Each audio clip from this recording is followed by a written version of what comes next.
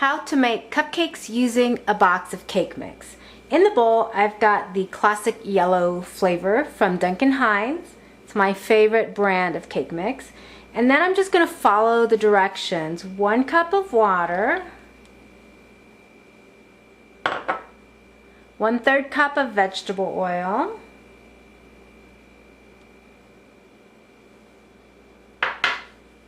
and 3 whole eggs. You'd be surprised at how many folks don't quite know how to prepare cupcakes properly so that the end result is delicious, soft, and moist. Trust me. Then you're going to beat this on low for 30 seconds, not 30 minutes. Anyways, I love the Devil's Food flavor and the yellow cake mix flavor from Duncan Hines. And one of the best things about making cupcakes using box cake mix is the texture and the taste is always the same. It's about 30 seconds. And of course your oven is preheating at 350 degrees Fahrenheit. I'm just going to scrape along the edges here. So the directions on the box of cake mix say to bake the cupcakes for 18 to 20 odd minutes, which for me, in all the ovens I've baked cupcakes in, is way too long. So that's number one. The cupcakes turn out too hard and brown, sometimes burnt. And we're going to go ahead and beat this for 2 minutes on medium speed.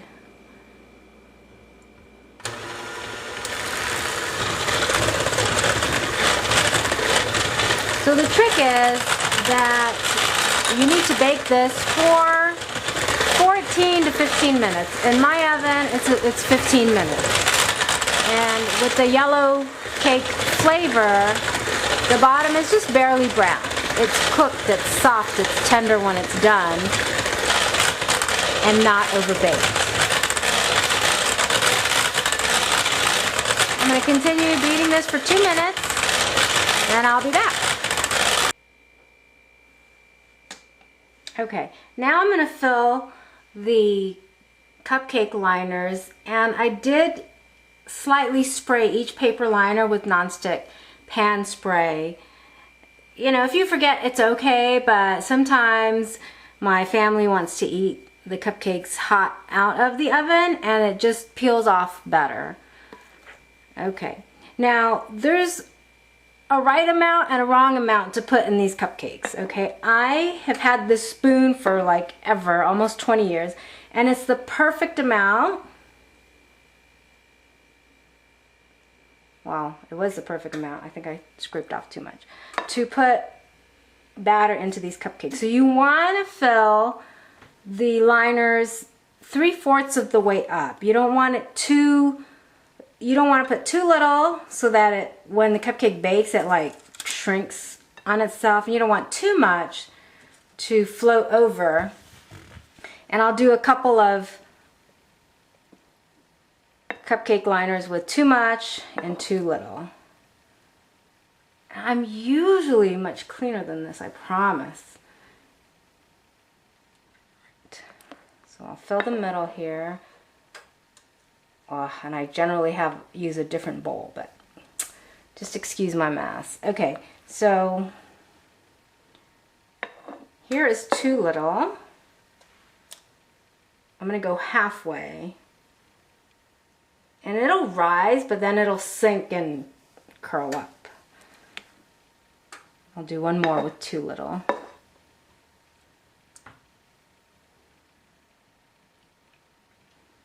Alright, now I'm going to do one with way too much. Now part of putting enough volume or enough batter into these cupcake liners is that you want cupcakes that look pretty, look uniform, and when you decorate them, you have space to, you know, hold the cupcake without your fingers messing up all the decoration. Alright, so we've got 2 with not enough batter and 1 with way too much. here you can see the difference between too little batter in the cupcake liners and too much batter. I want to show you quickly how to decorate a cupcake just with frosting from a tub, even though in one of my other videos I also did the same demonstration. So I like to use a beveled spatula, okay, and you apply just enough in the center of the cupcake. Yeah, it's better if you freeze the cupcakes overnight, but I think the kids will enjoy it anyways. Alright, one more time. I'm using the napkin just to keep me centered, since I'm the one videotaping and demonstrating. So here we go. I actually like a 1/2 inch of frosting on the cupcake. To me, when it's chocolate frosting, that's a perfect ratio. About a 1/2 inch and then a normal sized cupcake. So notice I did not put it all the way to the edges. Let me do a bad one for you.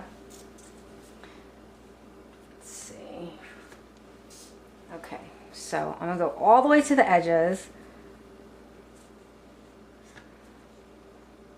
And I'll show you how taking this in and out of a container when it's properly frosted is a lot cleaner and neater than one that's with the frosting all the way to the edge. Okay, and then got one of these little guys, right?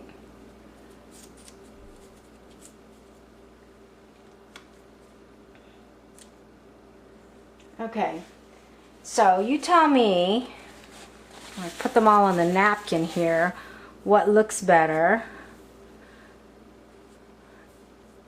Okay, so too much frosting but a good sized cupcake, too small of a cupcake and just can't get the frosting to look right, and then 2 cupcakes, at least the way I like them. Now if you're gonna put sprinkles, you have to put it in on top of the frosting before the frosting dries up, otherwise they're not gonna stick. So just because I have sprinkles and my kids will enjoy them, I'll do a little bit here. Okay, if you set this aside, I don't know how long it takes for this particular frosting to dry, maybe 15-20 minutes. The sprinkles aren't gonna stick, whatever sprinkles you use. I don't personally like sprinkles, but you know, whatever. Okay, so I'm going to frost a few more cupcakes and then put them in a container. I've started to fill my container and I'm just going to shoot this into the fridge. But we'll begin with a properly frosted cupcake. When you put it in,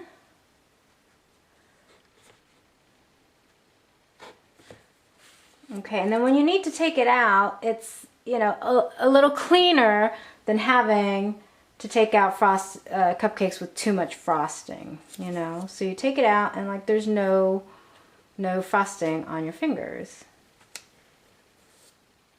right? Okay, so we'll reverse that. Put it in, and now I have to put in this cupcake with too much frosting. Which I mean, it already, you pull it out and there you go, right? So it's a big difference. Ugh. And then this one, of course, is frosting off. An annoyance, but you can lick your fingers. This one you won't get frosting on you, but it's just not as pretty as cupcake that's baked with enough volume and frosting. So there you go.